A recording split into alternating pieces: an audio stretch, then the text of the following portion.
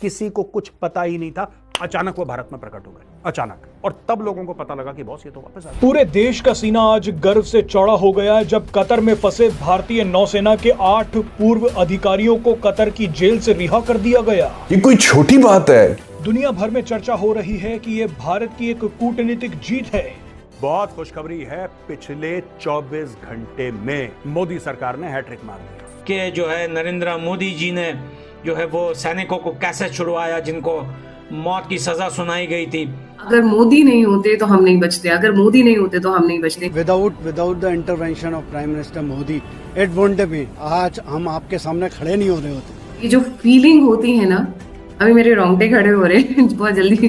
तो मतलब ये जो फीलिंग होती है ना, ये परिवार वाले लोग समझते हैं कि जब उनका बंदा जिसकी उम्मीद वो छोड़ने लगे हो, और कतर जैसी कंट्री में इनको छुड़ाना बहुत मुश्किल था कि खास तौर पर कतर जैसे मुल्क के अंदर जहां पर सो कॉल्ड इस्लामी निज़ाम है और किसी को सजाए मौत हो गई है और वो फंदा उनके लिए तैयार हो चुका है, और फंदे से निकाल कर लाना बहुत ही, मैं समझता हूँ कि ये है कि प्राइम मिनिस्टर मोदी का जो मैजिक है, जो जादू है, वो चल गया है।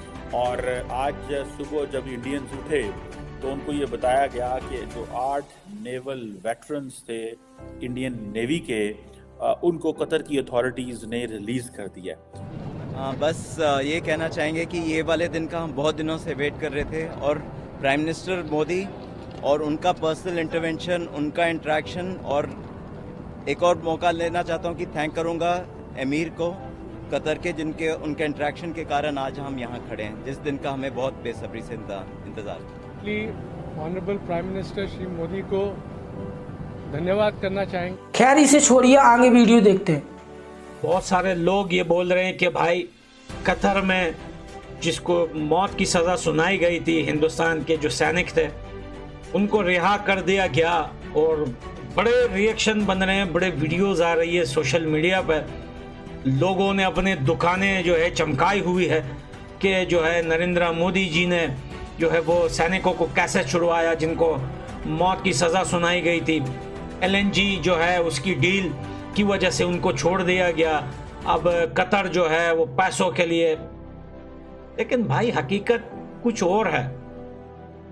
हकीकत ये है कि उनके ऊपर जो इल्जामात लगाए थे वो सरासर झूठ थे।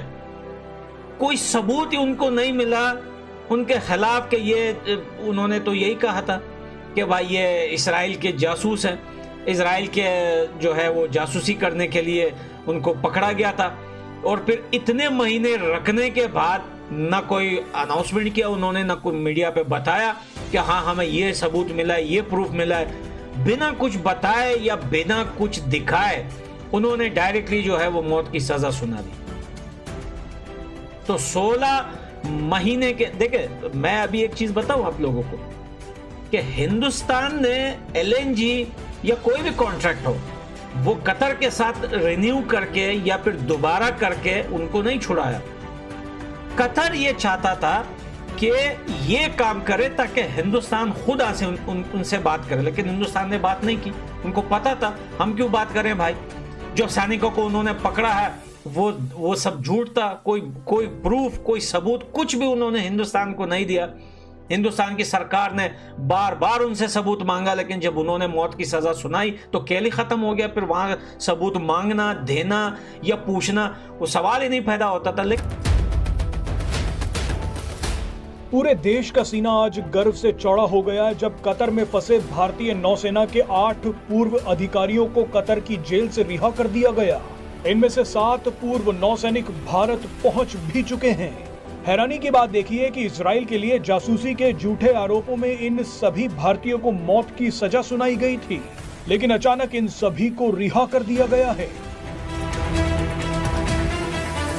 तो लगता ये है कि प्राइम मिनिस्टर मोदी का जो मैजिक है, जो जादू है, वो चल गया है। और आज सुबह जब इंडियंस उठे तो उनको ये बताया गया कि जो 8 नेवल वेटरन्स थे इंडियन नेवी के, उनको कतर की अथॉरिटीज़ ने रिलीज़ कर दिया।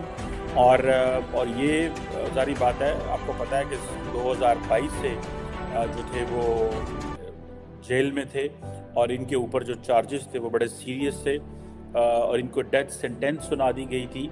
और ऑन द चार्जेस ऑफ एस्पिनेज। बड़ी ज़बरदस्त डिप्लोमेटिक अचीवमेंट है, मैं समझता हूँ भारत की, और जिस तरीके से भारत के वज़ीर आज़म ने पर्सनली इस मामले को अमीर के क़तर के साथ उठाया, वो भी काबिल तहसीन है कि भारत अपने शहरियों की फिक्र करता है।